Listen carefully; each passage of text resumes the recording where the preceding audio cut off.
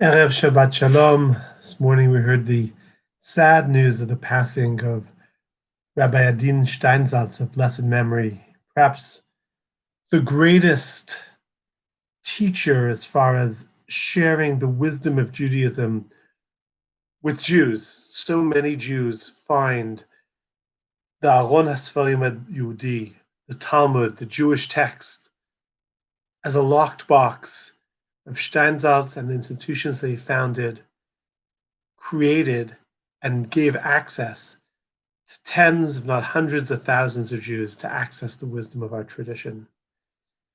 And one of the lesser known aspects of Rosh Steinsaltz was that he had a great, profound love for the land of Israel.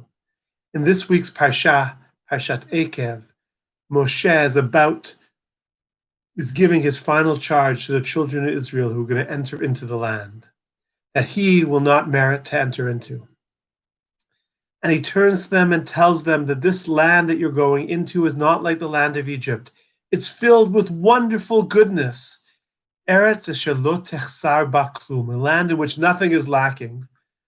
Nachmanides, the Ramban, when he writes his commentary in Spain, describes the beauty of the land, the 7 species that are in this week's Parsha, the Eretz Chitau, Sora, Gefen, V'teina, V'rimon, Eretz, Eitz Shemen, Udvash, a land flowing with milk and honey, and the 7 species, a land in which ultimately the praise is Asher, Avanea Barzel, V'mehareh Tachsov Nechoshet, whose rocks are made out of iron, and you can hew bronze from the hills. The Ramban arrives in the land of Israel, and he's challenged. The land of Israel in the 13th century was not the land of Israel today. It was a land in which the phrase of lo sheb'miskanut tuchal balechem, you won't eat bread in poverty, was only true in that there was barely bread available. And it was a land in which lo tachsar kol ba, nothing will be lacking, nothing could be further from the truth. And the Ramban struggles, and Steinsaltz suggests that the solution to the Ramban struggle is found in the continuation of the Parsha. Eretz asher einei Hashem ba mereshit hashana ad achrit shana, a land in which God's eyes are on its inhabitants, from the beginning of the year until the end of year. Once, in the late 90s, had the privilege to work with Rosh Steinsaltz on a project. And anytime you work on projects, oftentimes there are delays. And Rosh Steinsaltz had a fierce urgency of now. He said, we don't accept any delays. We must stick to our timelines. He himself wasn't terribly timely, but he was very clear that the project must stick to the timeline. And he explained that on this verse, the land in which God looks upon it, mereshit hashana ad achrit shana, from the beginning of the year into the end of year, that oftentimes we begin with great enthusiasm. And he quoted the Chidushei Arim, the first Ger Rabbi, to say that in the end it's Nochayor, another year.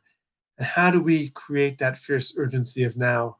During the last few months of this pandemic, many of us have struggled to find ways to move forward. And it's so easy sometimes to say, I'll get to it tomorrow.